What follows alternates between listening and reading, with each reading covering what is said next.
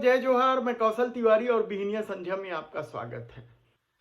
लोकसभा चुनाव के पहले चरण में मतदान 19 अप्रैल को होना है। उसके ठीक 5 दिन पहले देश के संविधान निर्माता डॉक्टर भीमराव बाबा साहब अंबेडकर की जयंती के अवसर पर भारतीय जनता पार्टी ने मोदी की गारंटी के नाम से वही वादे दोहरा दिए जो अब तक सालों से वह करते आ रही है। समान नागरिक संहिता, एक देश एक चुनाव और जित राष्ट्र का संकल्प। लेकिन इस तमाम दौर में क्या भारतीय जनता पार्टी पूरी तरीके से बदल गई है?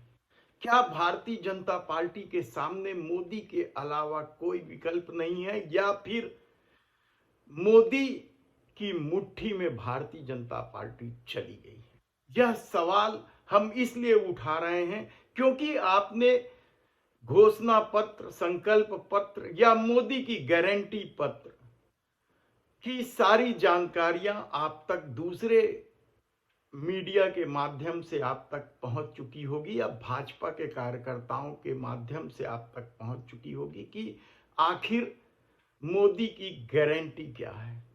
लेकिन इससे भी इतर वह बात हम आपको बता रहे हैं जो कोई मीडिया संस्थान आपको नहीं बताएगा कि किस तरीके से भारतीय जनता पार्टी मोदी के गिरफ्त में आ गई, किस तरीके से सब कुछ बदल गया है और भारतीय जनता पार्टी के सामने अब कोई विकल्प नहीं बचा है कि वह देश के प्रधानमंत्री नरेंद्र मोदी के अनुसार चले। और शायद इसकी झलक संकल्प पत्र में आपको देखने को मिल जाएगी। 2014 में भारतीय जनता पार्टी ने जो घोषणा पत्र जारी किया था, घोषणा पत्र के नाम से, उसमें वादों की फेहरिस्त थी। लेकिन इस बार ना तो महंगाई को लेकर कोई सवाल है, ना कोई बात है, और ना ही बेरोजगारी को लेकर कोई बड़ा निर्णय सरकार करते दिखाई दे रही है। दूसरे जो मुद्दे हैं, भ्रष्टाचार से लेके सारे मुद्दे गायब हैं। किसानों की आय दोगुनी करने का जो वादा 2014 में किया गया था उसका भी पता नहीं। यानी बहुत सारे वादे जो 2014 में किए गए थे, 10 साल सत्ता में रहने के बाद वे पूरे नहीं हुए, लेकिन उनका कहीं कोई जिक्र नहीं है। जबकि कांग्रेस के घोषणा पत्र से आप यदि तुलना करें तो पाएंगे कि वहां महिलाओं की आय बढ़ाने की बात है, 1 लाख रुपए साल में दे रही है कांग्रेस। युवाओं को नौकरी की बात है, यानी केंद्र सरकार में रिक्त 30-35 लाख रिक्त पदों की भर्ती युवाओं की जाएगी। लेकिन यहां कहीं कोई जिक्र नहीं है। अग्निवीर का भी कहीं जिक्र नहीं है। कांग्रेस अग्निवीर समाप्त करने की बात कह रही है। महंगाई को लेकर भी कांग्रेस ने लंबे चौड़े वादे किए हैं, लेकिन भारतीय जनता पार्टी में उसका कहीं कोई जिक्र नहीं है, और ना ही दूसरे मामलों में। 76 पेज की मोदी की इस गारंटी में 53 पेज में मोदी की तस्वीर है, और इसके अलावा कहीं कोई किसी की हैसियत नहीं है, कहा जाए तो गलत नहीं होगा।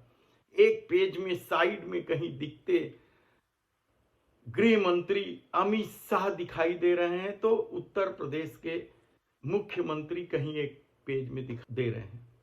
पार्टी के राष्ट्रीय अध्यक्ष का अध्यक्षीय भाषण के अलावा कहीं जिक्र नहीं है। लेकिन 2014 में क्या 4 बड़े नेताओं की तस्वीर थी, और दूसरे पेज में ये तस्वीर थी भाजपा या आरएसएस के प्रमुख संस्थापकों, जनसंघ के नेताओं, श्यामा प्रसाद मुखर्जी और दीनदयाल उपाध्याय। लेकिन 2019 आते आते यह इसमें कुछ और बदलाव किया गया। सारे नेताओं को गायब कर दिया गया था, और श्यामा प्रसाद मुखर्जी दीनदयाल उपाध्याय के साथ अटल बिहारी वाजपेयी की तस्वीर को जोड़ते हुए सबसे आखिरी पन्ने पे स्थान दिया था। लेकिन देश सब कुछ बदल गया। तो क्या भारतीय जनता पार्टी हर तरह से बदल चुकी है? कांग्रेस की तुलना से न करें, क्योंकि आज विश्वास की बात है। लेकिन क्या देश के प्रधानमंत्री नरेंद्र मोदी की जो छवि बिगड़ चुकी है इलेक्टोरल बॉन्ड और हिडनबर्ग की रिपोर्ट के बाद, उस छवि पर भाजपा को इतना भरोसा है, या फिर यह मोदी की धमक है जिसके आगे पूरी पार्टी घुटने टेक दी? सवाल आप कई उठा सकते हैं, लेकिन यह भारतीय जनता पार्टी का अंदरूनी मामला है। उन्हें शायद अब भी उस छवि पर भरोसा है चुनाव जीतने का, जिस छवि को लेकर आरएसएस ने भी सवाल उठाए थे अपने मुखपत्र ऑर्गेनाइजर।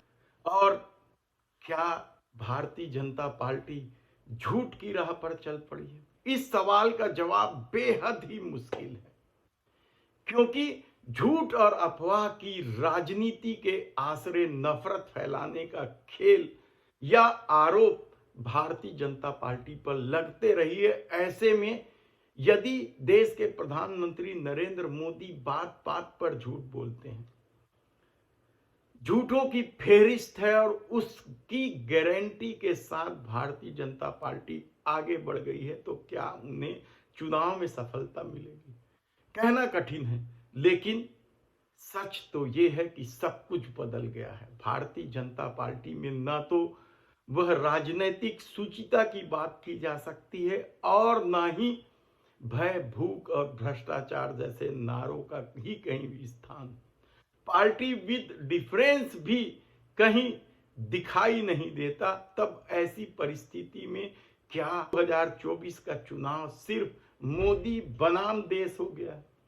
कहना कठिन है, क्योंकि पहले चरण में जो 102 सीटों पर चुनाव होना है, वहां केवल 77 सीटों पर भारतीय जनता पार्टी चुनाव लड़ रही है, और देखना है कि इसमें से वह अपनी 2019 में जीती सीट बचा पाती है या नहीं।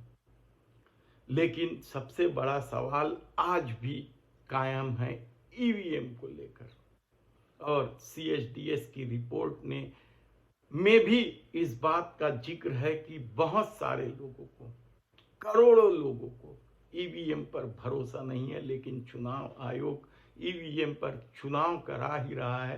तब सुप्रीम कोर्ट क्या करती है, यह देखने की बात होगी, और इस पर ही सब कुछ निर्भर है, कहा जाए तो भी गलत नहीं होगा।